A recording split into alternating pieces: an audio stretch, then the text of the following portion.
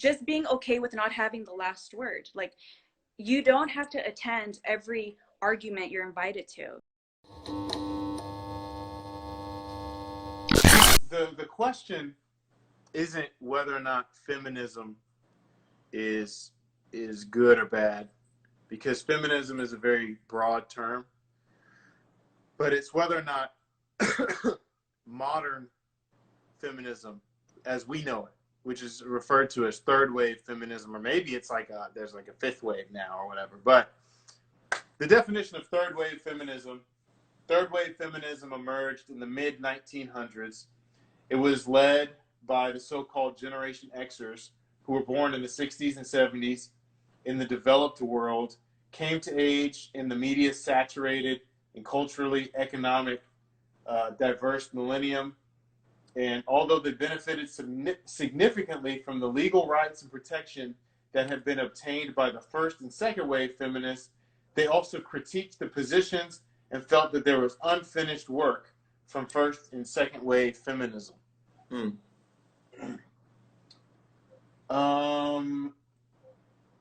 Let's keep going.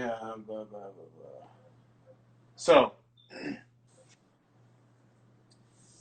they choose to battle such obstacles by inverting sexist, racist, class symbols, fighting the patriarchy with irony, answering violence with stories of survival, combating continued inclusion with grassroots activism and radical democracy. Rather than becoming a part of the machine, third wavers began both sabotaging and rebuilding the machine itself.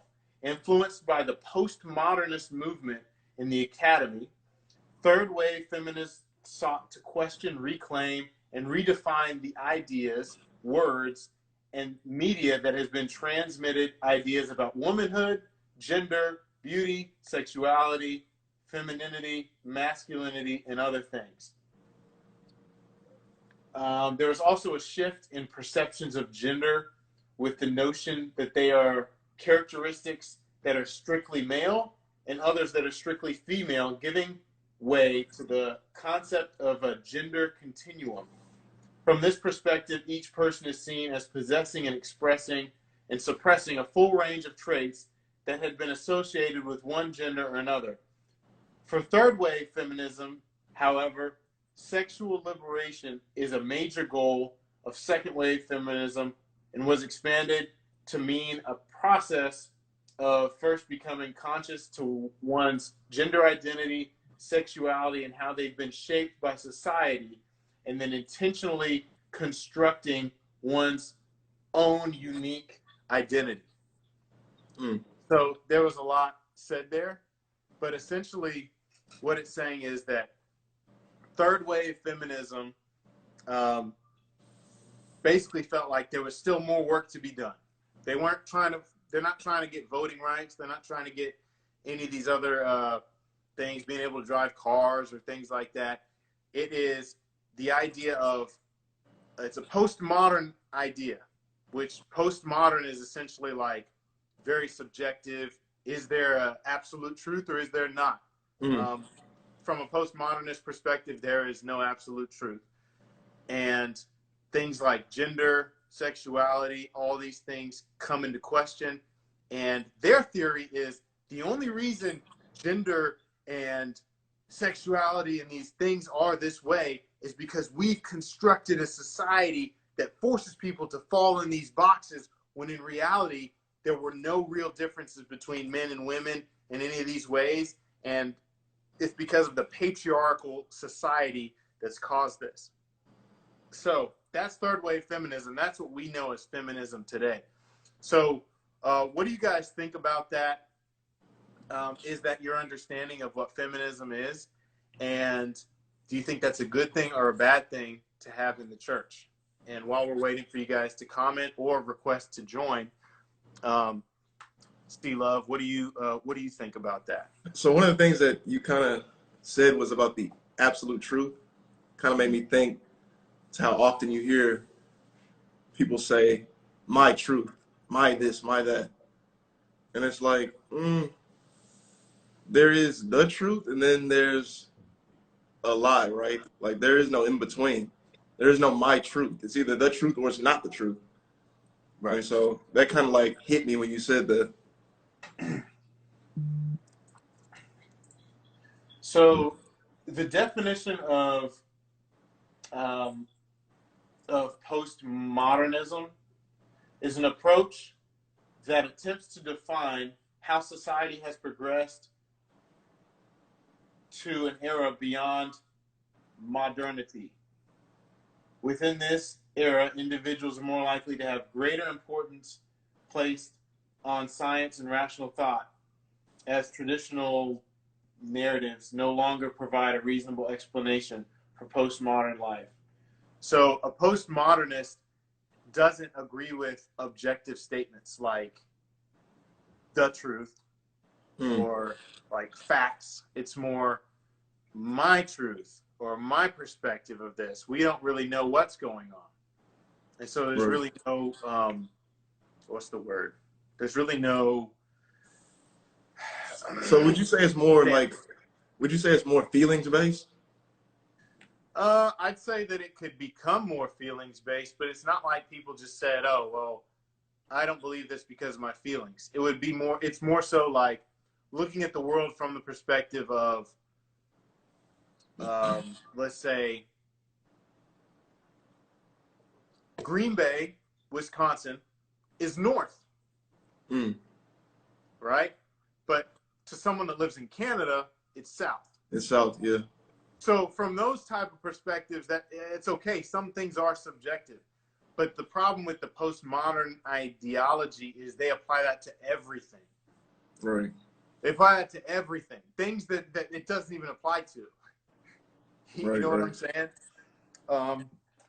So there are some objective truths. So essentially, third wave feminism comes out of that school of thought.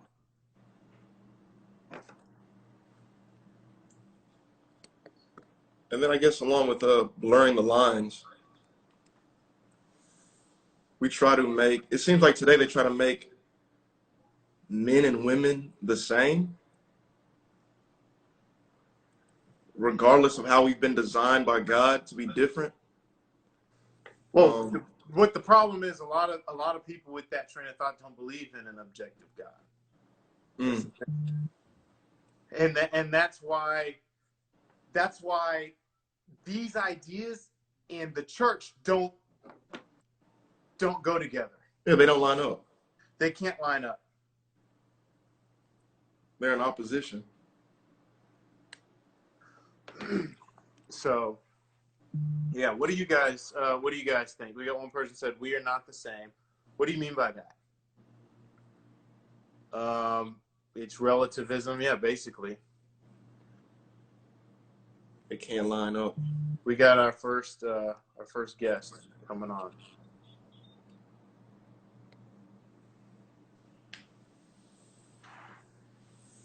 Hey, how are you? You are muted. Maybe you have some headphones like under the pillow or something. I'm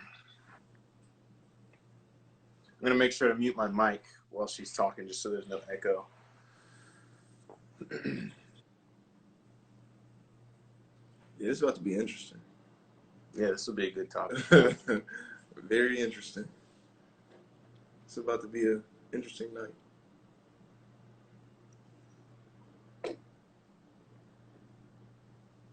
Man, she must have left her headphones in the car. Right. Can't hear you. Oh, she got off. Oh, okay. Oh, well. She'll be back, I'm sure. You just click the camera. There's a plus button right next to the where you can comment.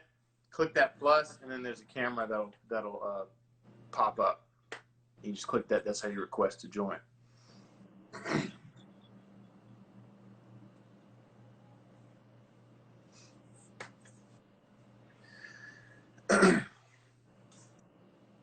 All right. Let's see. Got another guest.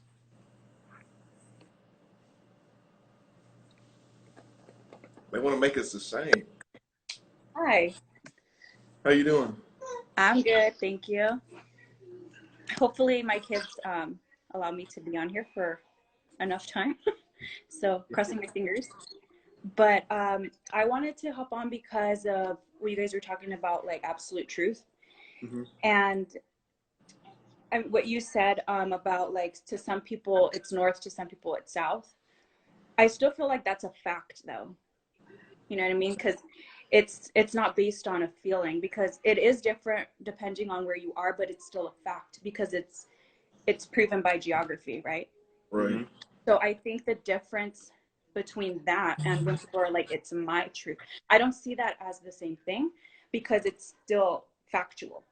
But when we're like, that's my truth, that's their truth, there's only one truth, right? So I think the feminist mentality really affected that because everyone says that now, even men now.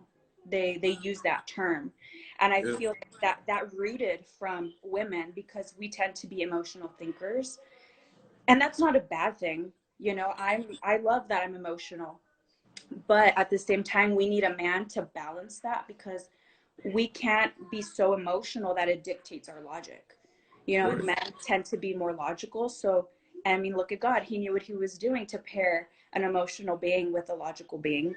Not that women can't be logical, you know, I'm not saying we're dumb or anything, but you know what I'm saying? Like, we tend to be driven by emotion and feelings, and that can be dangerous.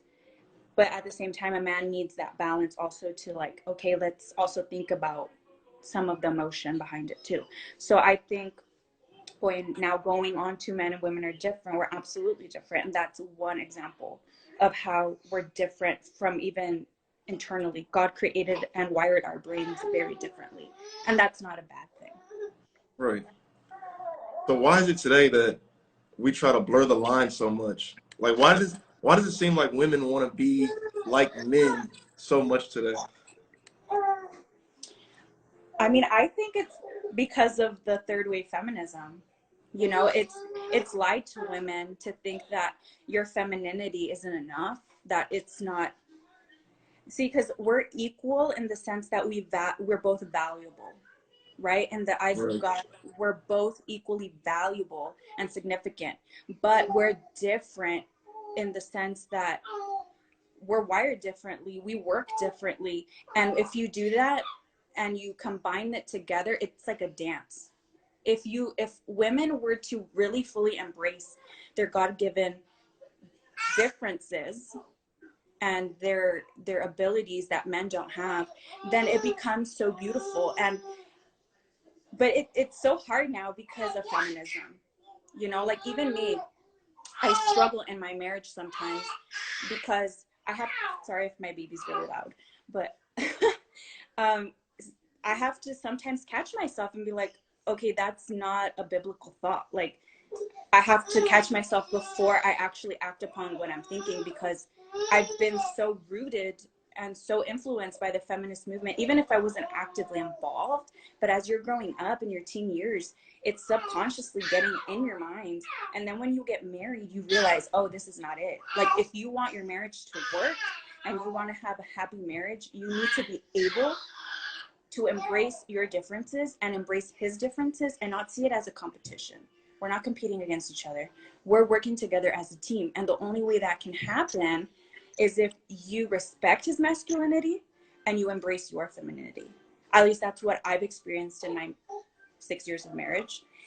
And it's work. Like, it's not easy to have to go against that mentality now because it's so engraved. But with God's help, it's totally possible. And then you see that it's so much better. Like, who knew God knew what he was doing, right? Like, Right. it's time to go back to the Bible if you really want a successful marriage. So what is your when you said something that stuck out to me was this idea of like competing against each other? What do you mean by that? Okay, so what I mean by that is there's this constant battle between the sexes, especially in marriage. Like, and it goes back to, oh my gosh, I'm sorry. Can you guys still hear me fine? Yeah. No Okay. need to apologize. I'm about to have to get used to it soon. Next week, so we're all good. Yeah. So what I meant by that is, it goes to give some context. It goes back to Adam and Eve, right? When they sinned, there was, God told them that the man would rule over the woman, and the woman's desire would be for her husband. So what I get from that is, there's going to be this constant fight of the woman trying to overrule her husband. Like, she's going to try to overstep his authority, and he's going to battle with like abusing his power, right? So there's this constant like fighting that happens in marriage, where the woman like tends to want to always be the one who has the last say, the one who's right. Like, you're always trying to compete with him, in the sense that you don't just let him lead. You know, you're fighting it. You want to be in charge. You want to be the one who, you know, you get what I'm saying? Like, and it doesn't have to be a competition. And that's the thing about not embracing your femininity. Like, I'll be honest, I'm glad God didn't make me a man. And why do I say that? Because I'm a woman, there's no way that I could handle the pressure of leading a family. Like, that is a lot of responsibility. One day, every man in every household will have to stand before the throne of God and give account for how he led his family. That's big, you know, and I can't handle that, because God didn't make me to handle that. You know, I can handle babies, I can handle cooking, I can handle cleaning, but that's just a lot for me. And being like financially responsible too for the family, that's a big responsibility too. And I feel like we don't give men credit for that, because again, the woman wants to compete. Oh, I make more money than you, so I get to call the shots. I make more money, so we're doing it my way. And it's just so much less stress and freedom when you just like, okay, you do your thing and I'll compliment you in the areas where you lack. And that's what I meant about competing, instead of teaming up and just both roles just, you know, join together in harmony.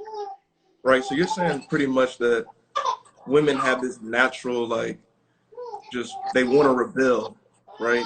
Like, spirit, Right. like, just, they want to rebel against the man. They want to be better than the man. They want to kind of like take that lead position, right? Mm-hmm. Yeah. I think that's interesting.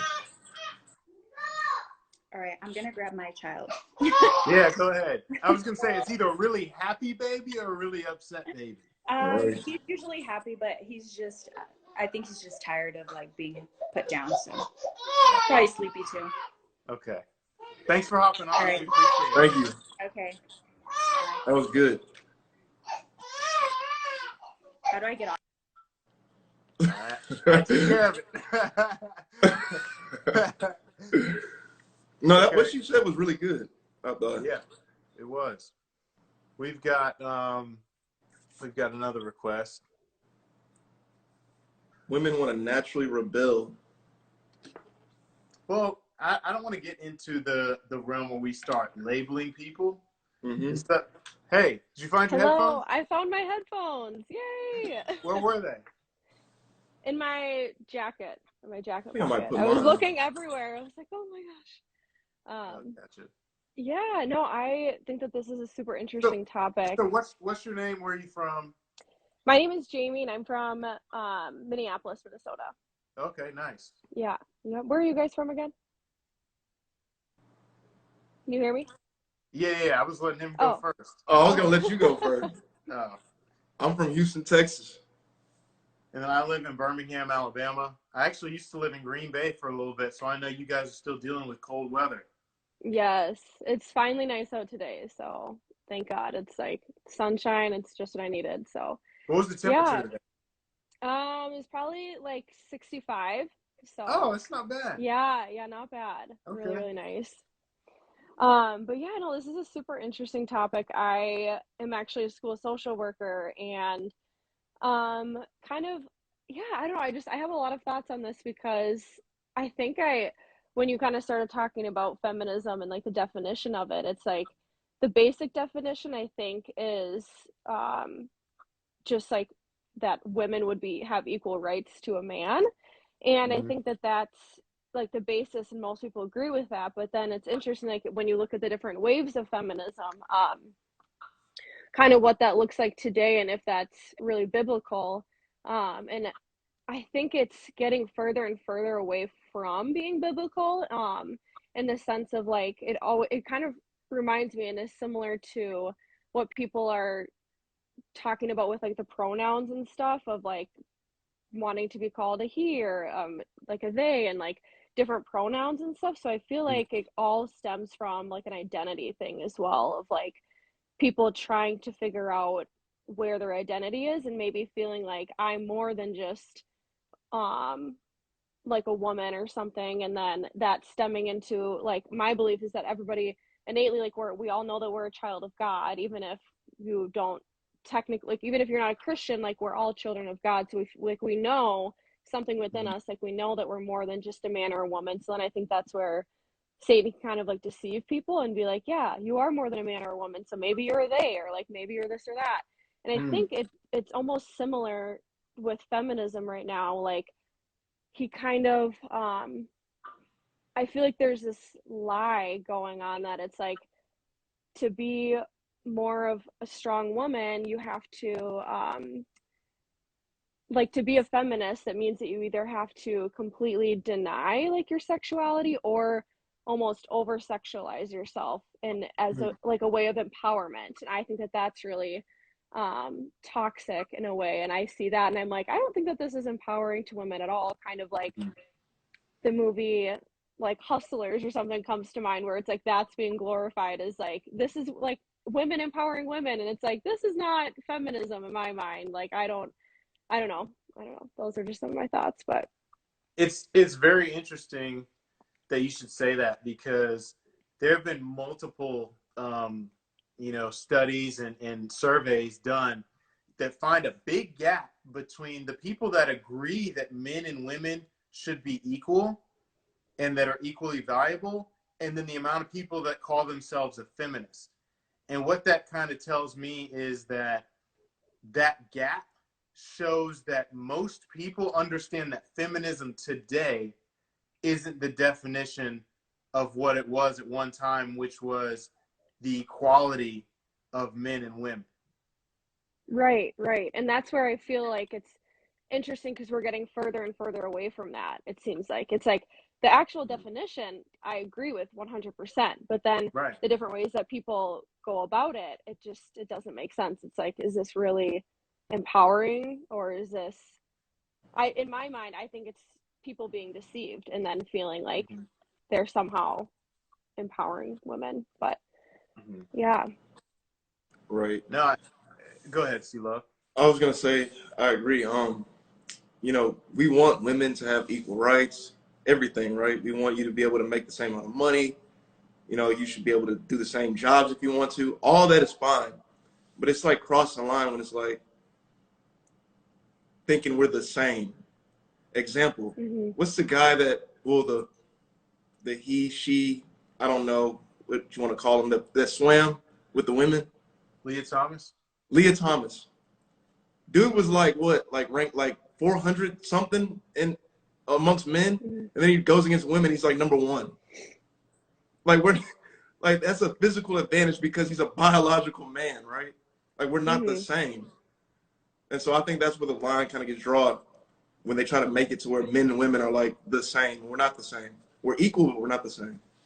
Right. Yeah. And it's like when it comes to issues like that too, it's like, I think as Christians, it's important to always obviously like show respect to that person and be like, okay, like you can ask people to call you that, or like you can go by that name or whatever. But then at the same time, like knowing the truth and like how God created us. I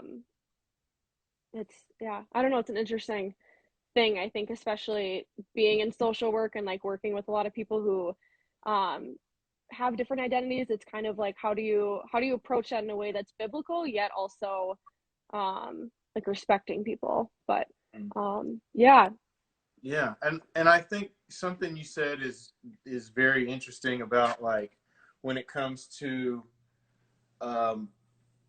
people call it like having that balance of love and truth, right? And I would argue that they're not opposites, that they're actually the same. In, I believe it's 1 Corinthians, let's just make sure. I don't want to misquote anything. I want to make sure we're all on the same page. 1 Corinthians, let's see. Get it right, Zach. Get it right. I have to get it right. I have to get it right. No pressure. 13. Okay. So 1 Corinthians chapter 13, starting in verse 4, it says, love is patient, love is kind. Love does not envy, love does not boast, love is not proud, it is not rude, it is not self-seeking, it is not easily angered, it keeps no record of wrongs. And usually, like, my mind would always stop right there, but then it goes on to say, love does not rejoice, does not delight in evil, but it rejoices with the truth. It always protects, always trusts, always hopes, always perseveres. Love never fails. Love and truth go hand in hand. And so I don't see how biblically it is loving for me. And I don't really know how we got on this. Well, I do know how we got on this topic, but it's a little off, but we'll go there. I don't see how biblically it is loving if God said, the truth is I made you this, and someone is being deceived, like you said, into believing something that's a lie. I don't see how it's loving by saying what Satan's telling you is true. Follow that. I don't see that as loving in any way. And for whatever reason, I see a lot of churches that have kind of swayed in that way, like, well, I'm being loving because I'm not really telling them the truth. If I told them the truth, it would kind of hurt his or her feelings and might make them upset. So I'm going to spare them from that. That's me being loving. Love isn't rude.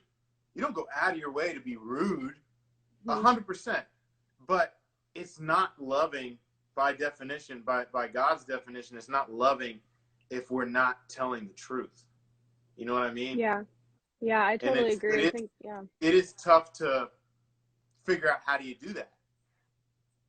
Yeah, I think, like, if you have a balance of the two, if the person knows that you love and care about them as equally as much as they know that you believe the truth, then I don't think that there's a problem. I think where people, it's kind of like the pendulum starts swinging when people go to this side, and then all of a sudden they're like, oh, this is hurting their feelings. Now I don't want to hurt their feelings, so let me go to the complete opposite side. But I think, like you were saying, finding that balance of, like, building that relationship with somebody to make sure that they know, hey, I care about you as a person, like, to start off, and then having those deeper conversations. But I think maybe the issue that the church or people from who aren't Christians have run into with the church is, like, feeling more cared about by other groups versus the church, which I just think is sad, because you would think that the church we should be is equally speaking love and truth. So I agree, not to say, like, we shouldn't tell people the truth, because I agree that wouldn't be loving. Then that's kind of a fake love if you're not being genuine. But I don't know how we got on that topic, but no, we got on it. We got on it because of the differences between men and women, and kind of how, like, one glorified at one time. I think feminism glorified women uniquely, versus now it's more like we're the same. So, like you said, like some movie, Hustlers or something like that, is basically like, oh, men have these negative traits. Guess what? We're gonna have them too. And it's like, how does that glorify women at all? If anything, that showed that you were better than at one time, but now you're saying, no, we're just as bad. And it's like, okay, so what is unique about you? Well, nothing. And then then that's how you get into this situation where, oddly, feminists today, who are supposed to be in support of women, are allowing men to transition into their sports, into their education, things like that, and take over. And soon, if it keeps going like that, you won't have any WNBA. You'll just have NBA. You know? Right. And it's funny because while you were saying that, I kept thinking, like, the things that they're trying to promote and push is going to end up negatively affecting women in the end. Like, that's the irony of it. It's like kind of crazy. Yeah. But you know what you did say at the beginning is like God made man and woman in his own image. That's true feminism, in my opinion, is we are both made in the image and likeness of God. Meaning we both have unlimited value just because God is our creator, whether you're man, woman, slave, free, Jew, Greek, Gentile, doesn't matter. You were made in the image and likeness of God, and that alone gives you value. Yeah. And I Go I ahead. also think too with like feminine and masculine qualities, like I think that's where people get confused too. They're like, oh, if I have too many feminine qualities, then I'll be weak, or if I be perceived as weak, or maybe I won't be able to protect myself. And I think that was a question you'd asked earlier, like why do women feel like they maybe have to be more masculine or like want to be in control? And I think that that's a huge part of it, is a self-protection piece of like being hurt in the past and then having to putting up a wall and then being afraid to have that true femininity and then blocking that. And it's kind of this tricking, I think it's women, we have tricked ourselves into thinking, oh, if I can just be the man, or if I can just have these qualities, then I'll be safe. But it's actually not true safety. It's just a mask, or again, just being deceived. So yeah. That's really good. And it's really like, it's really a lie, because the femininity that a woman brings is what makes her strong, right? It's what makes her desirable. It's not be more like a man, like, because me personally, why would I want somebody that's like me? You know what I mean? Like a man. I want somebody that's kind of like different, a little opposite than I am, right?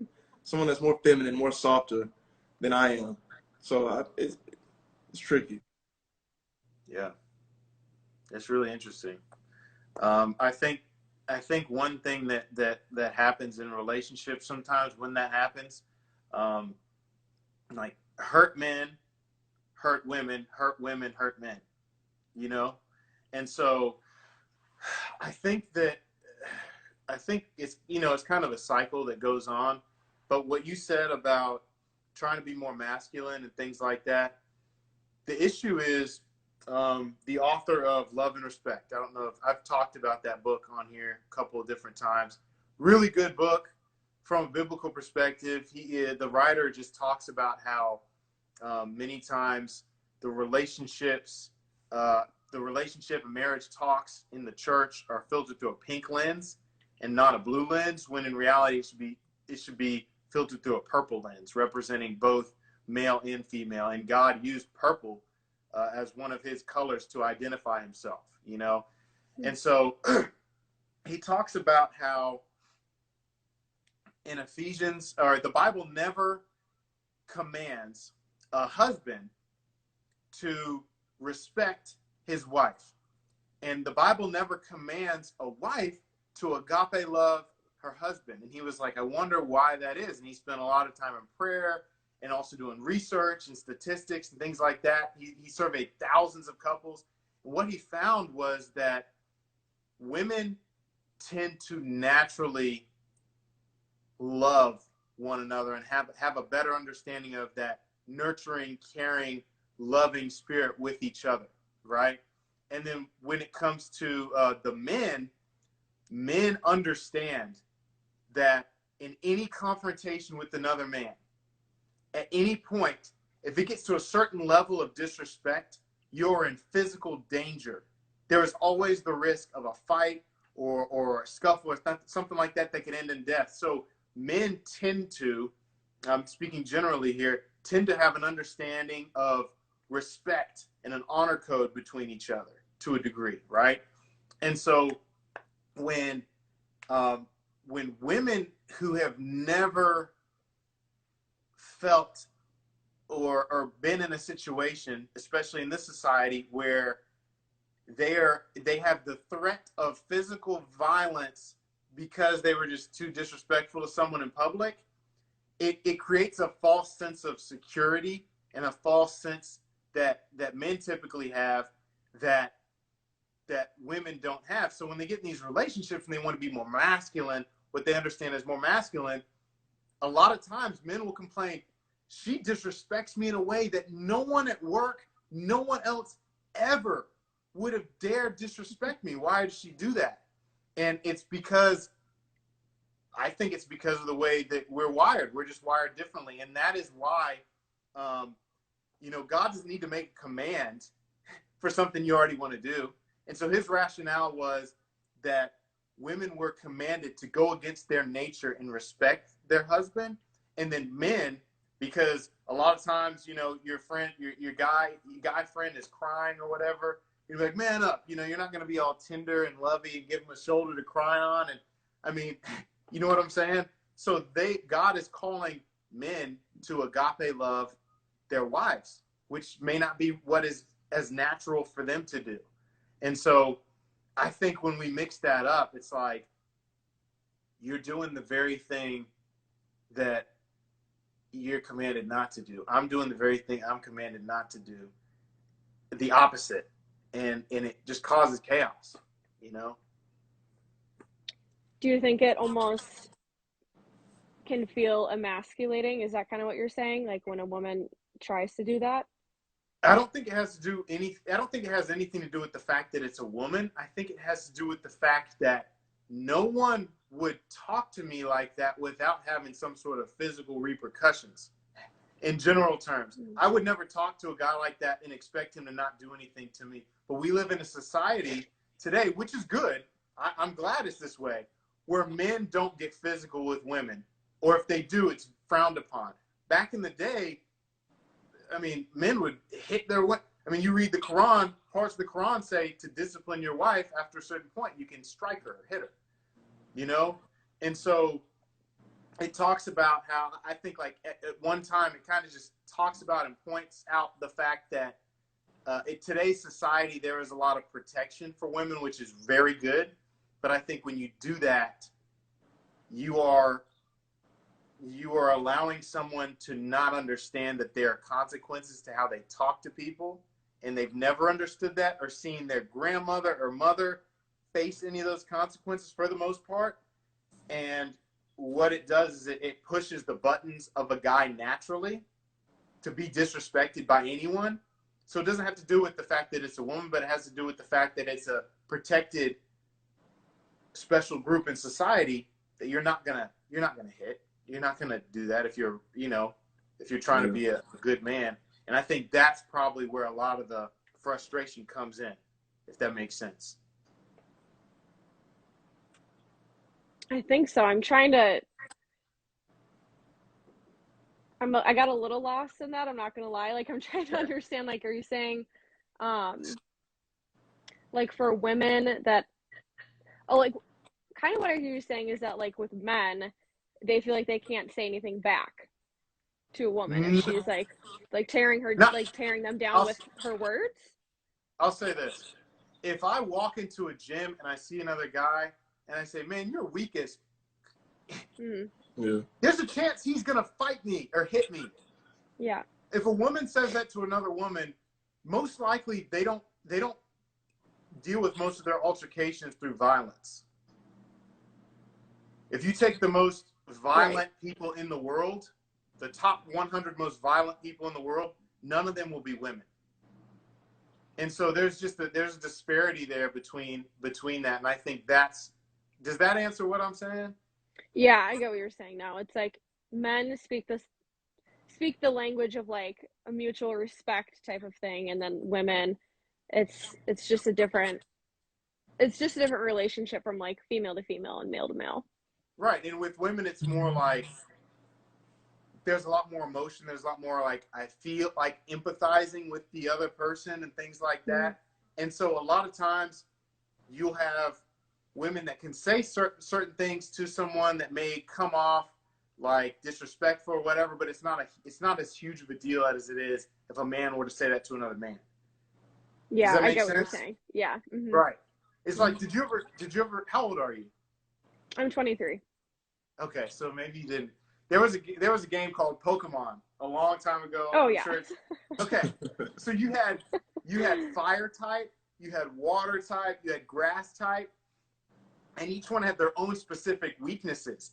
So a grass type, if it got sprayed with water, it's like, oh, it's no big deal. But if the fire type got sprayed with water, it's like super effective and it's critical damage, you know? And so in the same way, there are things that affect a man differently than a woman. And there's a great book that I always recommend. It's called His Needs and Her Needs. And it talks about how as men and women, we're different. And the needs that we have are generally, because everyone's different, but generally very different. And so the things that we take as insulting are going to be different. Like if my wife doesn't text me all day and doesn't send me like a good morning or I love you type text, I don't really care. Like, whatever. Yeah. It really doesn't. I'm not saying that just to like push this agenda. No, I I really feel do like not I've heard care. that pattern. Yeah. Of like, oh, well, I thought we were good, so we're good. Like, what did you Right. say that there's a problem? But women are like, but you need to affirm me. You need to like continue to be in a relationship instead of just Right. assuming that I'm fine. Right. Yeah. And so some things that I had to grow in, and I'm still growing in, is understanding Zach. She doesn't view it like you. You've got to give her what would be good for her, not what's good for Zach, and think that's going to work for her. Yeah. You know what I mean? Because that may Yeah. hurt her. And so I think in the same way, sometimes because men are taught to like tough it up and just take it and deal with it, and it's part of being a man, and blah, blah, blah. None of that is ever spoken about in churches. None of that is ever really spoken about to, you know, I think to women today. And so when it is, it's like men's needs seem so shallow and superficial. No, I'm not doing that. That's very chauvinistic. When in reality, it's just like, he's a fire type or he's a grass type and you're a water type.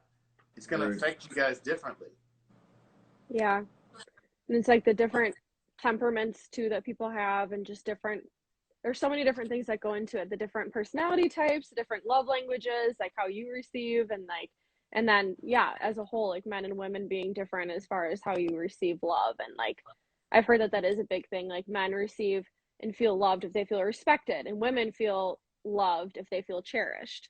And so I think, kind of going back to feminism, it's like I think why a lot of women will go into like maybe their more masculine side is if they don't feel protected or cherished by a man. And so then I think that's kind of where the feminism has started of I feel like recently the trend has been like, oh, I've been hurt by a man, so then therefore I'm going to be stronger than a man. And then that's where it can become really toxic, and trying to be your own protection in a way. Yeah, but it's just a false sense of protection. And it's more of an emotional block than actual protection. And something that my pastor said too recently was like men are supposed to be submitted to God, which is ultimate authority, and then like women submit to their husbands. And before I used to always not like be mad about it, but I was questioning like, why is it like that wives have to submit to their husbands? Like, what does this mean? And as I like looked into it, I felt so much more comfortable, and I felt like, okay, now I feel understood, because if the man is submitted to God, then I feel like any woman feels safe being submitted to the husband. And it's not even, you know, it's not difficult then, because it's like then he's following God's lead. So I agree with that. There's one caveat that people sometimes take to the extreme that I think can be dangerous sometimes, but on the surface and everything you said, I agree with 100%. Man needs to be submitted before God. And if he's submitted before God, he will never abuse that power. He will never, he'll die for her like Christ died for the church. You know what I mean? Like he will love her and cherish her how he should. The only issue is sometimes people kind of look at it from the reverse and say, if it doesn't feel easy to submit to him, he's not submitted before God, because he would be loving me right. And the only issue that I have, the only reason I say I have a problem with that sometimes is because God loves us perfectly, right? Would you agree? But it's not always easy to submit to him. Sometimes I don't want to do what God wants me to do. And so because of that, we can't always use that as a litmus test to say, is he really submitted before God? Because we all have the inclination to sin, right? We all have the inclination to want to not do our roles. I have my inclination to not want to love my wife. She has her inclination to not want to submit to me and things like that. But I think in the end, rather than, oh, I can trust this husband because he's doing the right thing, it boils down to, do I trust God? Like, do I trust God that I will be better off if I love my wife? Hey, keep it down over there. I'm just playing. Do I trust God that if I love my wife, and she's probably in the chat somewhere too, if I love my wife, even when she's not submitting to me, that I'll be better off for that? And does she trust God that even if I'm not loving her right, that her submitting before me, just because God said it, is better? You know, because in the end, like the first caller said, first or second, I'm not sure who, I think it was this, yeah, the first person said, in the end, it's not like God's going to say, hey, did that scare me, Zach? In the end, Me too. God's not going to say, like, Zach, I understand why you didn't really love her. She wasn't really submitting to you, so I get it. No, like, I'm going to have to answer for what I did. Same thing with her, too. You know what I mean? Yeah, definitely. I think it's like, especially if you're married too, like already, then it's like, okay, well then you've already made that commitment before God. And like at that point, that's the only thing to draw you closer in your marriage. And obviously, if you're not, like, God knows best, and that's what's going to draw her in more. And then the same goes for the husband. So it's like, yeah, I think both. I don't, what's that one verse, like, where it says, like, if you're married to like an unbeliever, then the only way to like draw them near is to just continue to love them. So I think that's what it makes me think of, is like the only way to draw near and for them to draw near is for you to draw near to God. So right, exactly. It's good. Cool. Well, I got a thank you question for guys you. for letting me join. Oh, I got yeah. one question for you before you go. You were talking about the submit to your husband verse, and you said like you kind of had a hard time with that. Why is that? I mean, I'm just asking because I know a lot of women kind of do have a problem with that. So why is that? Yeah. Well, I think for me, it's because I've been hurt by men in my life before, and so it was a scary thought. Like, why, like, can I trust them? That would be my first thing. And then secondly was I questioned, like, does this mean that God is valuing a man more than a woman? And that was my other question. And like, I wasn't like I was upset, but I was just confused. I was like, wait, why is it that way? And so then I think I'm still learning about it, but I think the more I learn about it, it's because it's just the order that God created it to be in, and that as like a father, like God being the father, it all goes under the authority of Christ. So I think just like, and that's again, yeah, what made me feel so much more safe and comfortable with understanding that verse was that, like, oh, it wasn't that God was asking me to submit to an abusive or person or something like that, but he's saying when it goes under the order, then like you're submitting essentially to me by submitting to your husband. So yeah. Right. But yeah, I would say for most women, why we've had a hard time with it is probably from past hurts and questioning, like, okay, can I really trust them? Would be the main thing. Okay. And my advice to any woman, really anyone, but especially women watching, would be don't marry someone you don't fully trust. Right. It's going to be a headache. You're not going to trust them. And even if they didn't do it, like if it's like trauma and stuff, go to therapy, get rid of that baggage. And then if you can trust them, marry them. But no one's, I mean, today's culture, most times people aren't being forced to get married. So I would say if you don't trust somebody, don't marry. Right. Absolutely. Yeah. And I think with that, then it's so much easier again. Like if you know that the man is submitted to God, then it's like not that difficult for a woman to be like, oh yeah, I want to follow that lead. Then I think it comes a lot more naturally. Yeah. Mhm. Or at least it should. Yeah, But hopefully. yeah. Cool. Well, thank you for hopping on.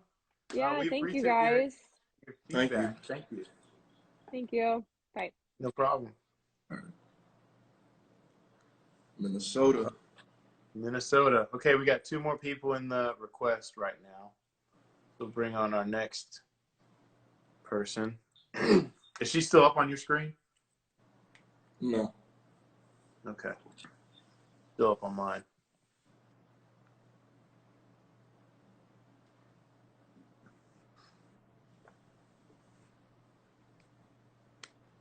That was good. What do you think about what she said? I thought it was good, man. She made a lot Hello. of interesting points. Hey, Sorry, y'all. My camera is having some issues. it looks like it's just pointed at the ceiling. It's having some issues. Yes, it is. Okay. What's up? Where are you from? What's your name? And then any comments on the 3 things we're talking about? Feminism in church, Cam Newton comments. What were we talking about earlier? Well, my name is Amanda, and I'm from Austin. But I just want to speak on real quick. So about like feminism and that stuff, and like why I feel like it's just such a big movement right now. Is that because I feel like, well, for one, I feel like it's all rooted in trauma.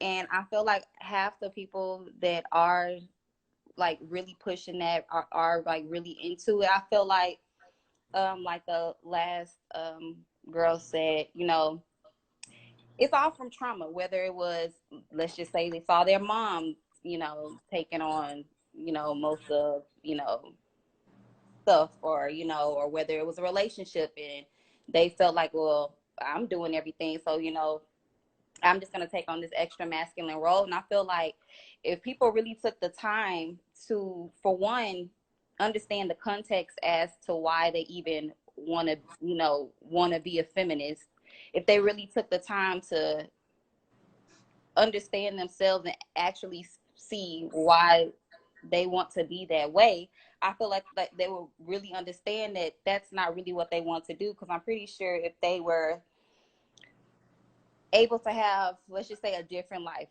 you know, whether it be, you know, in something healthy, you know, grew up in a healthy household or been in healthy relationships, I highly doubt that they'll want to just be like, I want to be a masculine woman, because that takes a lot more energy than just resting in your femininity or whatever. So yes, I feel like really and truly, like a lot of people really just need to do some self-seeking rather than putting a label on themselves, or you know, want to be a part of a movement like it's the thing to do. And I feel like if they really just took some time, that they'll realize that it's deeper than just the surface level, wanting to be a part of something and wanting to label themselves as something. And then as far as submitting goes, what was I gonna say? Like as far as that Cam Newton stuff, I don't see anything wrong with it. I don't see what the big hoopla was. I mean, I agree. You know, I feel like, you know, as a woman, you have to be more than just all I feel he was saying is that, okay, he wants a woman with substance. You know, he wants a woman that actually brings something of value. And I feel like this day and age, I feel like also rooted in trauma. I feel like people take things like that and they see it as it being negative due to their own trauma, because I feel like nothing was negative about that. So I don't see what the, you know, what the issue was. But But like you said, like I definitely feel like it's a cycle of hurt people hurting people. And I feel like the only way to stop that cycle is for one, you to take some time to yourself and to really just reflect and think like, how did I get to this point? You know? And I feel like once you do that, then it then allows you to be able to maneuver through life and situations, you know, differently. Do you feel But like yeah, have you had to kind of move through that at all in your life? I definitely have. I'm definitely speaking from experience. I've definitely been times where I had to just sit there and ask myself, like, how did I get, how did I get to this point, And what was this? Um, What was this point for you? um, I can say that I was at a point where I, I guess you can say I wanted to be in my masculine energy. Um, but it that most certainly was from a place of a trauma, because when I look back at it, I was like, I haven't always been this way. This hasn't always been me. At some point, it was a turning point, and I had to take the time to figure out what was it that brought me to that point, and then allow myself to heal from that, so that I'm then able to be who God created me to be. Mm. And so yeah, I feel like people really just need to, and I feel like that's why, it's so Here. important to really just take time, you know, to go to God and just take time. I feel like everything is just so fast paced, and people get so caught up and so consumed in the things of the world. And it's just so easy to get just caught up in it all, Right. and not allow yourself time to reflect, to have time with God, to So go to him about things. did you go to did you go to therapy or anything like that for just kind of help? No, I didn't go to therapy. I found my refuge in God. I will say I got back into the things of God, because I will say that I had strayed at that point. Mm-hmm. And it was seen, life was filled with nothing but chaos and confusion. And it wasn't until I got back into the things of God, that, because I was someone who grew up in church. Mm-hmm. And so growing up in church, okay, you're going to church because your parents say you have to go to church. You don't have Right. to say so, and up until a certain point, you're essentially you're up until a certain point, you're essentially covered with God. But then it comes to a point where you have to make a decision. Now you're held accountable on your own, Right. and because I grew up in the church, once I got out on my own, because I felt like I was being forced to go to church because it wasn't, something I wanted to do, I was like, you know what, I'm not going to go to church anymore. I'm just going to live my life, and I soon saw how even with me going to church, because my parents, I had to go to church. I was living with my parents at the time. Even with that, I saw how the Lord was still, the Lord was still sparing me and giving me grace. But the second Right. that I stepped completely out of the things of God, it was nothing but chaos and confusion. And I really had to figure. I'm like, what's changed? The only thing that's changed is that I've strayed further and further away from God. So you And felt like when you strayed away, you kind of lost your own nature that he gave you, which was feminine nature. correct. Mm-hmm. Got you. Cool. Correct. Well, that makes sense. I agree with basically everything you said. So Yeah. I mean, that was good. Yeah. Okay. Yeah. Thank you for coming on, Thank you Amanda. for coming on. All right. All right. Thank y'all. All right. You know what's interesting? Yeah. What? Why is it that when women get hurt, they try to become more masculine, but when men get hurt, they don't go more feminine? I would say when men get hurt, they end up going red pill. And I would say, even more I would say, masculine. but I would say that red pill stuff is just as toxic, in my opinion. Because at the end of the day, the men that get hurt, if we're just being honest, the men that get hurt just hurt more women. And they say, oh, well, I'm never going to be taken advantage of again, so I'm going to get them before they get me. And so in the end, I know people probably won't like to hear that, but in the end, it's both equally as toxic. It's just different ways. Because, you know, being more feminine would open you to be more vulnerable, which would open you to be more hurt, possibly. Yeah. So, Good point. okay, we got another request. Everybody, go ahead and comment your thoughts, but also feel free to click the plus button down at the bottom and request to join to share your thoughts on the 3 things we're talking about. New Age feminism in church. Is it attacking biblical womanhood? Biblical womanhood, what is that? And then the Cam Newton situation, where basically what he said was, hey, if you may look good, but if you don't know how to cook, if you don't know how to be quiet sometimes, you know, what else did he say? Wait, I got it right here, Zach. Oh, go ahead. I have the Cam Newton quote right here. Cam Newton said, and I quote, "Now a woman for me is handling your own, but knowing how to cater to a man's needs." He said, and I think a lot of the times when you get that aesthetic of like, I'm a boss, B word, I'm this, I'm that. He said, no, baby, you can't cook. You don't know when to be quiet. You don't know how to allow a man to lead.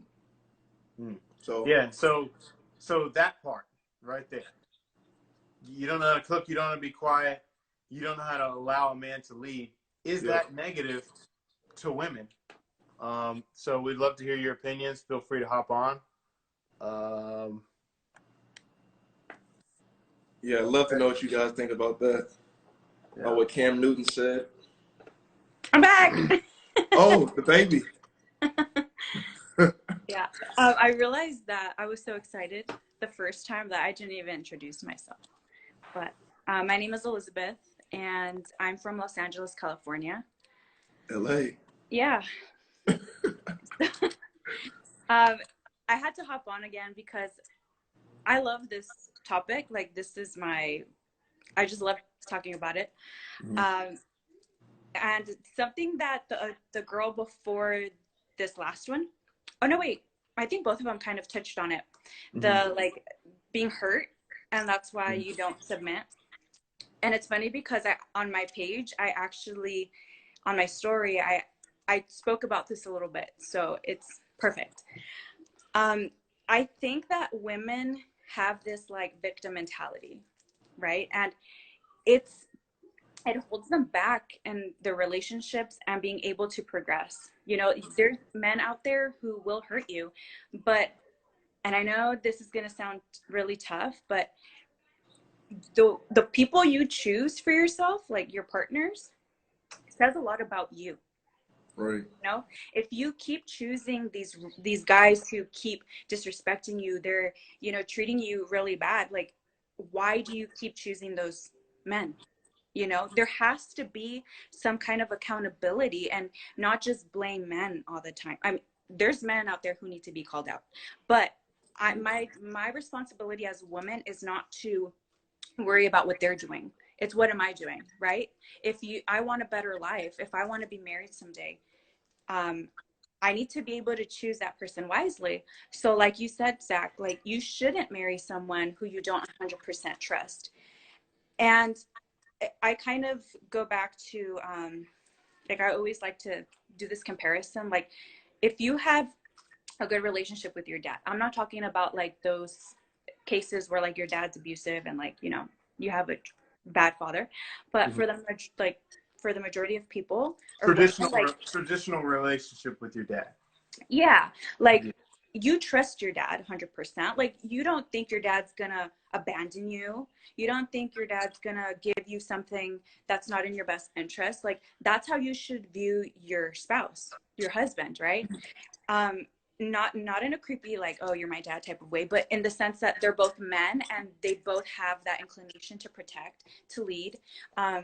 So if you don't feel that trust and that protection, then that's a red flag, and you shouldn't marry that person, because let me tell you, the problems that you have while you're dating or courting are going to magnify 100,000 times more when you're married. So you need to be very wise in who you choose.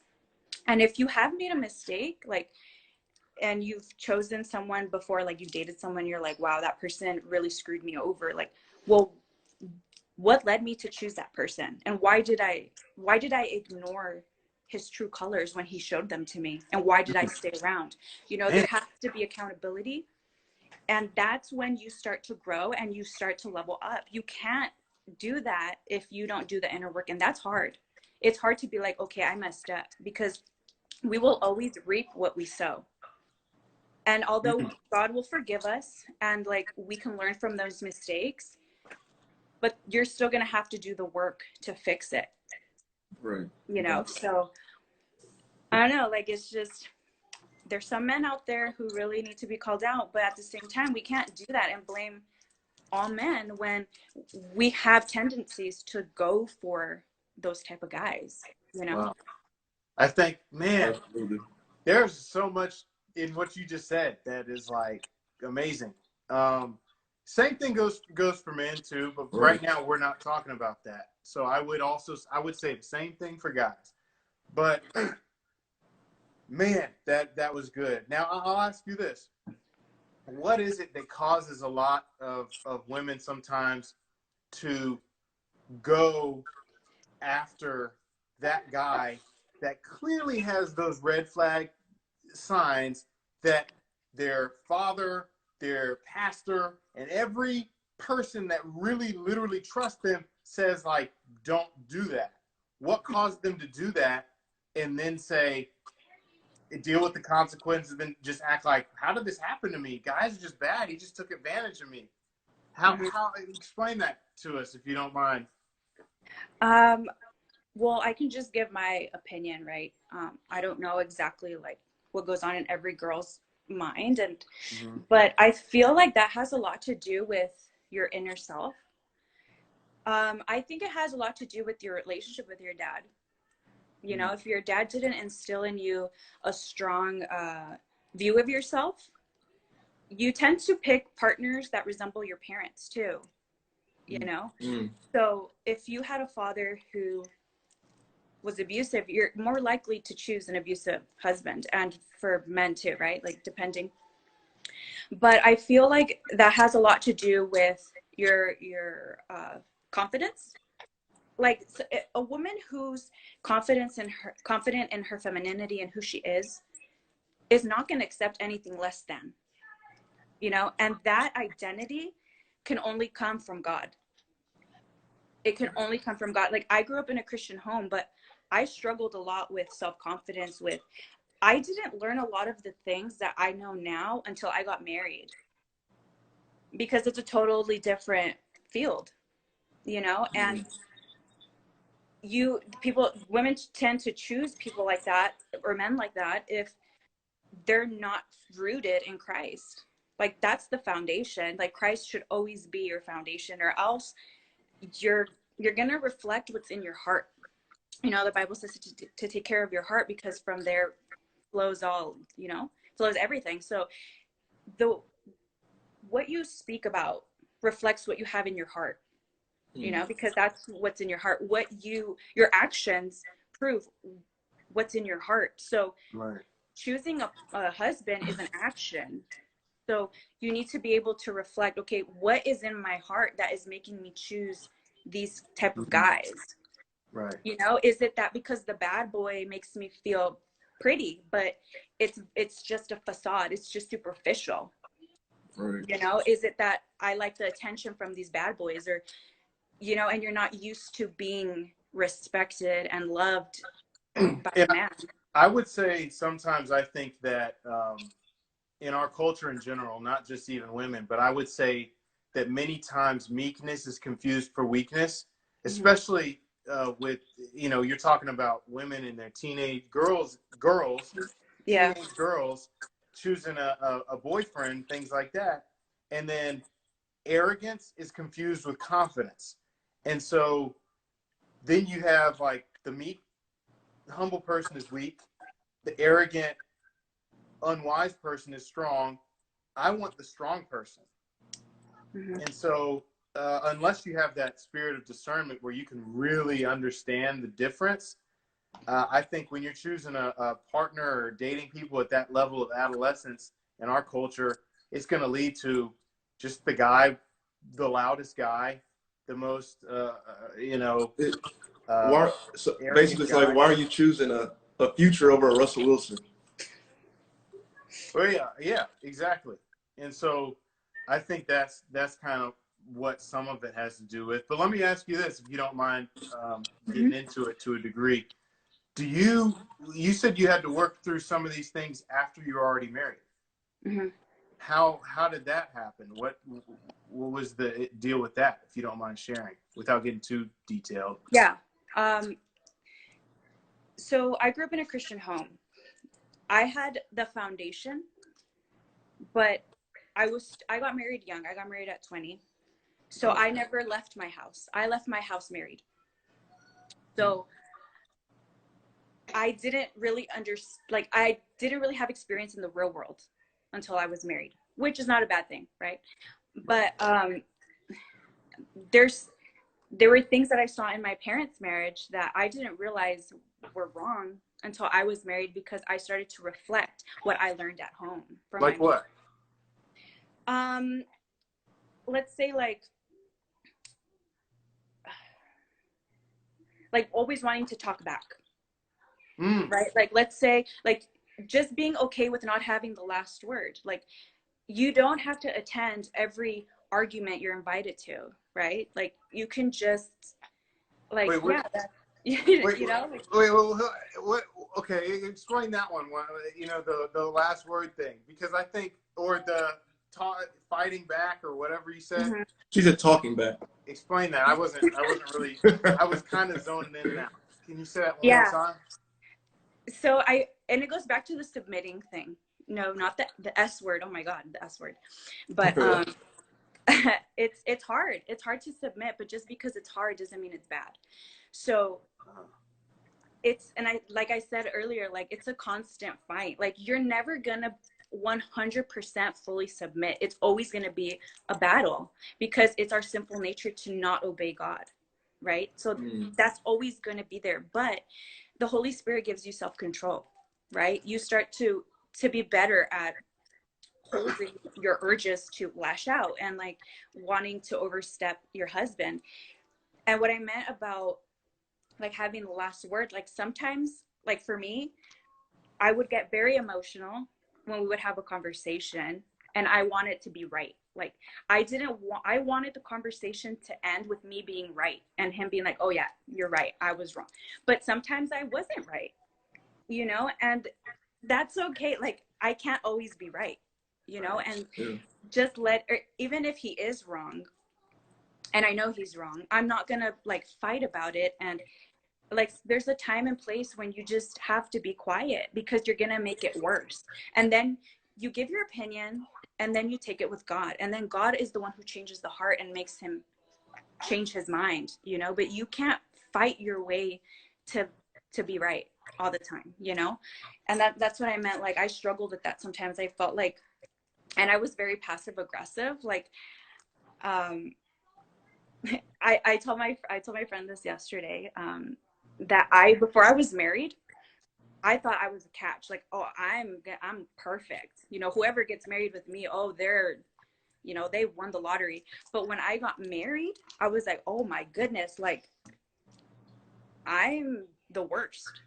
Like, marriage is so sanctifying, and it humbles you down real quick. Exactly. As Otis would say, the church doors are open. The church doors are open, everybody.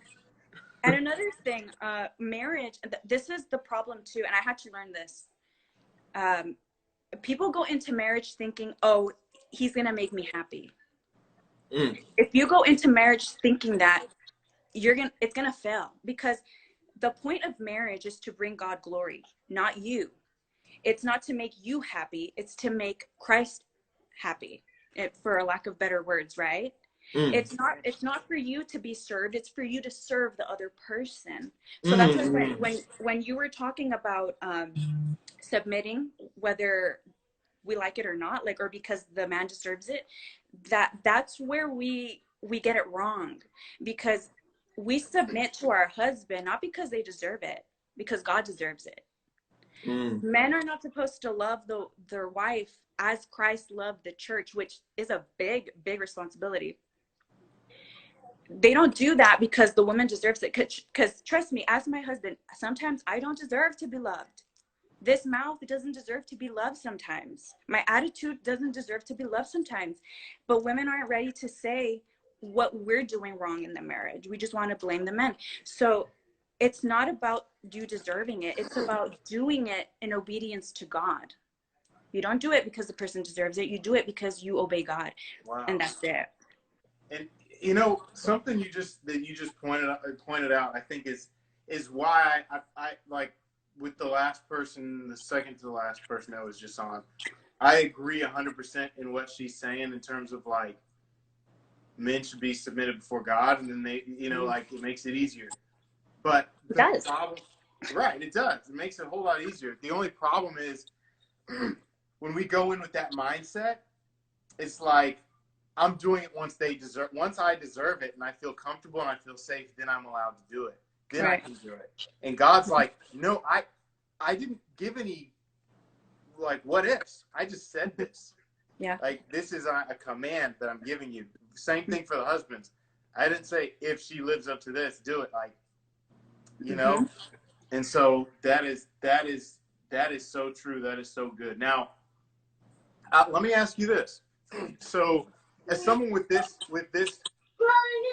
mindset, right? And in your experience, when we look at just our culture in general, and, you know, like sitcoms, things like that, and the way that they kind of portray how marriage should be, a lot of times it's like a goofy husband that can't figure things out, and he also doesn't have great intentions for the wife. He's always kind of like self-seeking, looking out for himself, and the wife is just like this witty talk back, like make him look dumb every moment she gets, and every time he messes up, call him out on it and say, this is why we don't really listen to you, you know? Do you see that affecting, like, even church goers, believers? Like, do you see that culture that we've kind of created creeping into church at all, and affecting, like, in this case, since we're talking about women and their outlook on marriage? I think it's even more than just like sitcoms and stuff. I think it's the culture itself, because the culture has infiltrated the church instead of the church influencing the world. You know, we brought so many things into the church that now it's controversial. Even in church, what do you mean? Controversial with. Hold on, wait, Papa. Okay, give me 1 second, okay? All right. Sorry, I lost my train of thought. You said there's even things in church that's controversial. Oh yeah. So I know this is off topic, but I've had conversations with other Christians who are like, "Oh, I think abortion's okay." Like, and it's like, "Wait, what? Like, did I hear that right? Like, what do you mean?" Yeah, like that's not even that shouldn't be a question. Right. So that's like something that's controversial now in the church. There's submitting. If you talk about submitting to other Christian women, oh no, like the S word, we're not doing that. You know, that's controversial now, when that is an essential, biblically, that's an essential to marriage. Like, it's non-negotiable, you know? So I think definitely the culture has affected the church, you know, and unpopular opinion here, but I think it started with like the whole movement, like, and I think Joyce Meyer is the big pioneer on this, like women preaching in the pulpits and stuff. Like, we took that role of the man leading and we gave it to the woman. And a pastor is like the ultimate example of leading, right? Like Jesus, like leading the church. That's a big deal. Like, so now we've given that role to men and women, so they start thinking, well, like, I'm preaching, like I can do it too. why can't you help raise the kids? Why can't you help? You know, we both can do it. And it's like, well, Wow. we can do it. You know, women can preach, but is it the way God intended it to be? You know? Bro, that's good. Wow. That's good. So it's like basically she's saying you pervert the roles in the church, Right. and then it kind of dwindles down into the families, into the culture, everywhere else. I don't even think no, I'm not preaching right now. This is not a congregation. This is not, I'm not giving a sermon. I'm giving my opinion. It's not the same thing. I'm not preaching. But. And we also don't want to just pull you away from your family. This is the thing. We understand, like, you know, if now is not a good, we don't want to pull you away from your family if you have to. I mean, we can also have you on as someone, just because after this conversation, I'm definitely going to send you a message and be like, if you want to come on as a legit guest next time, we would love to just have you talk, because everything you said tonight is just pure gold, I feel like. Yeah. And look, I'll just end it with this. If something that a preacher says, or even like, I'm not preaching, right? But if I'm saying something and it's making you feel mad and uncomfortable, you need to ask yourself why. Why does it make you mad that I'm saying that? Because that used to be me too. Like when I would go to church when I was younger, and they would say something like, oh, the woman needs to submit to her husband, which that was years ago, because I don't really hear that anymore. It would make me mad. I'm like, why are you, like, who are you? You know? And God had to be like, ooh, if it's making you feel some type of way, why? Because that's your ego, you know? And you have to be able to ask yourself. In your situation, why was it making you mad? Because I didn't like the idea of me, because I used to think submitting meant that you were a doormat. I used to think submitting was you're less than. You have no say. A man can do whatever he wants with you. And that's not the biblical submission. And I can go on and on about this, but there's a difference between tradition and like being traditional and being biblical. Because some men do take submission to an extreme that is not biblical, and they you know? Correct. So there's a big difference there. But yes, I would love to chat again and be a guest or whatever. Yeah, at a time where I don't have distractions. No, all good. Thank you for hopping on. We appreciate it. Okay. Bye. Thank you. Oh man. So, man, that was so good. She was hitting. She was hitting. If anyone, I mean, I'm kind of tempted to just end the live right now. But if anyone else wants to hop on and follow that, go ahead. Man, that was good. There was a lot said there. Now, there was some stuff that I guess people are asking questions about now that really isn't the topic that we were talking about. Asking about women preachers and things like that. Maybe that's a topic for another day. Right. But if you guys want to go there, we can go there. Hop on live and we'll have a conversation about it. Yeah, hop on request and we'll talk about it. But man, that was so good, because sadly, like you said, the sad thing isn't about men or women or the good guys or the bad guys or whatever. It's about culture influencing the church rather than church influencing the culture. Right. And like she said, the idea that certain things are a crucial foundation to biblical living are now controversial is a problem. Like, that's an issue.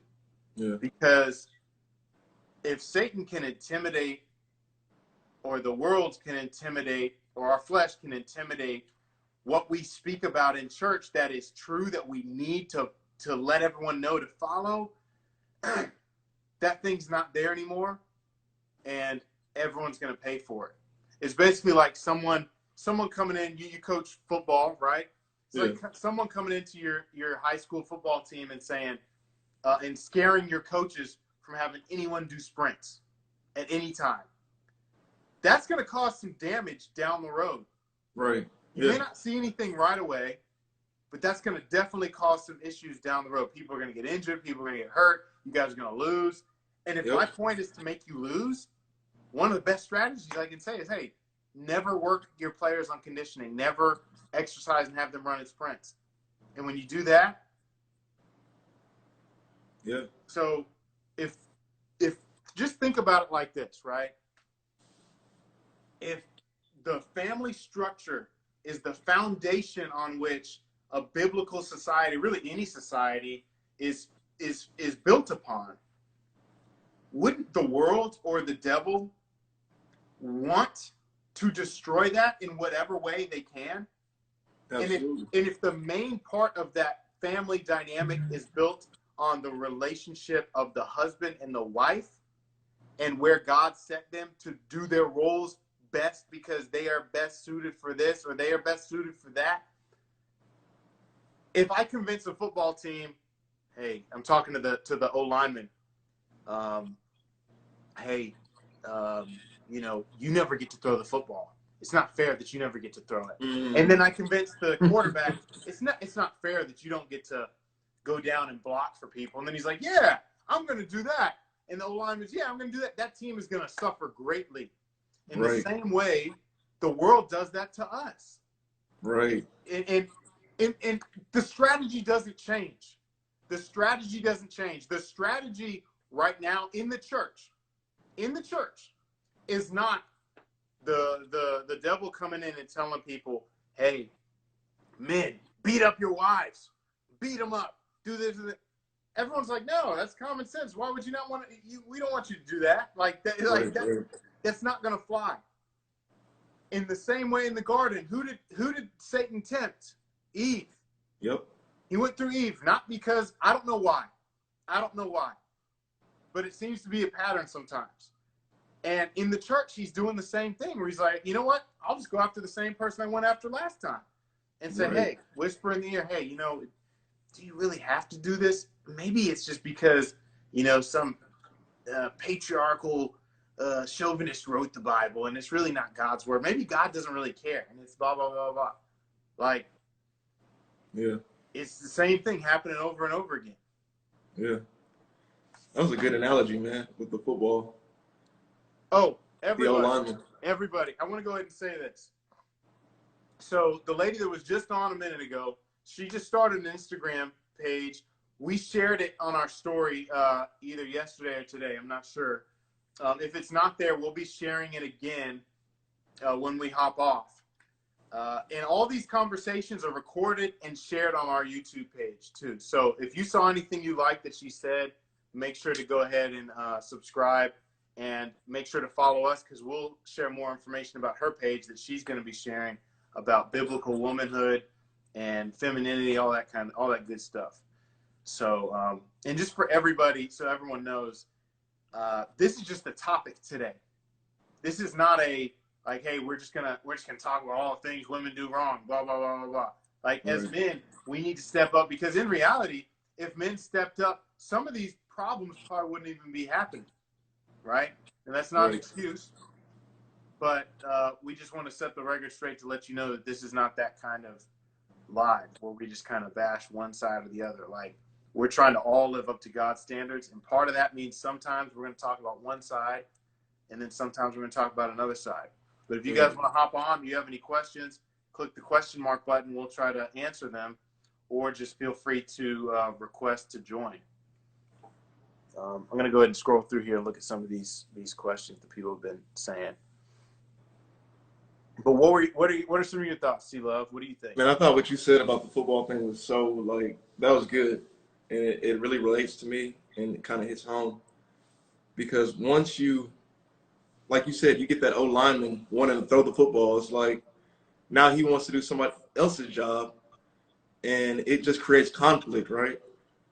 And so you're kind of like burning the team within. And I guess like you kind of contrasted it to, that's what's happening in our society. The devil's just working to split us within each other. I thought that was pretty good. Yeah. Living testimony. If you want to hop on, we can have that conversation just very shortly if you'd like. But yeah, man, I mean, the devil the enemy just wants to kill, steal, and destroy. Yep. No other motivation there.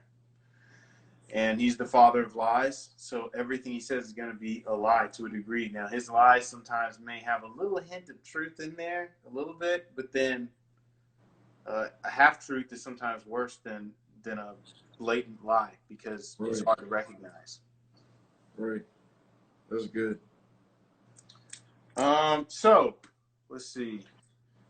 I guess I'll ask you, because I mean, we kind of already addressed it. Do you think that this new age feminism, what's the effect that you feel? Because I've done a lot of talking.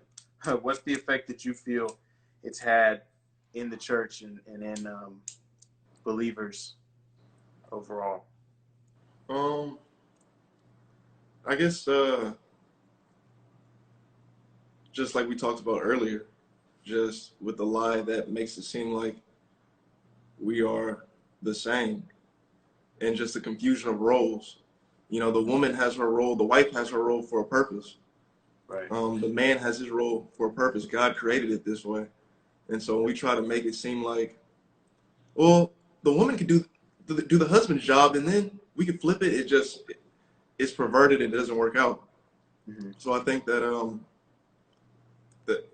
that's something that we just, talked about, and yeah, I don't know. Pretty self-explanatory, I guess. Yeah. After a certain point. So Right. A little off We can topic. talk about it all night. Someone asked the question, what are good ways to fast? I'm struggling with getting my flesh to surrender. I actually had a conversation about that topic with one of my close friends today. And there's a lot of different ways. Biblically speaking, usually fasting is talking about food, right? So sometimes people, the general understanding, if I'm not mistaken, is typically like from a Judeo perspective, when they understood fast, they meant not eating anything for the entire day. So their understanding of a day was when the sun came up to when the sun went down. So once the sun went down, you could eat again, but you're really, the purpose of it is to cause your physical body to come under submission to what the spirit wants. And what the spirit wants is closeness with God, or what it should want is closeness with God. And so sometimes people do that, or sometimes people do what's called a Daniel fast. And what that is, from my understanding, is like, I think it's basically kind of like going vegetarian or vegan. Like you don't have any animal-based products. And then sometimes people do what's called like a water fast, where they will, I think it's, they just drink water, or they just drink some sort of liquid, but they don't eat any solid food. And then there's just, like I said, like just old-fashioned fasting, where you don't eat or drink anything the entire day. And so leading you towards, this is not me telling you how to do it or what to do. Pray about it, research, everything like that. But I do think that fasting is definitely an important part of any believer's life, because in the end, what you're doing is you're causing your flesh to come under your spirit's will. And as believers, we all need to be able to do that. So I hope that answered your question. We got about 15 minutes left if anyone else wants to hop on, or if anyone wants to ask questions about the topic above: feminism, new age feminism, third wave feminism, the Cam Newton situation, what he said, and then like biblical womanhood, and is that under attack from this new feminist movement? You're welcome, no problem. Let's see. Don't hesitate to hop on. Yeah, don't. It's going to be hard. I'll be honest. It's going to be kind of hard to follow that last person. Yeah, she was good. She was really good. Let's see. If no one has anything, we'll give you guys like a minute or two, and we'll go ahead and really just hop off. But we usually go live on Wednesdays. The last couple times has been Thursdays just because of the way our schedule has fallen, or the people who joined us, their schedule fell. But we share all these on YouTube. Make sure to go to our YouTube page, which is in our bio. In the description, there's a link there. Click the YouTube page, click the subscribe, and you'll see the videos of all the other lives that we've had. We've talked about abortion. We've talked about what else? Dating. Everything, dating, everything under the sun. You know, we've talked about, is it really cheating if you're not married? We've talked about a whole lot of things. So we'd love for you guys to follow us there. And like I said earlier, we're going to start going live there. We think that it's going to be just an easier platform to communicate and stuff. And we'll allow people to call in so they don't have to get on video or anything like that. I know some people are shy and they don't want to get on video.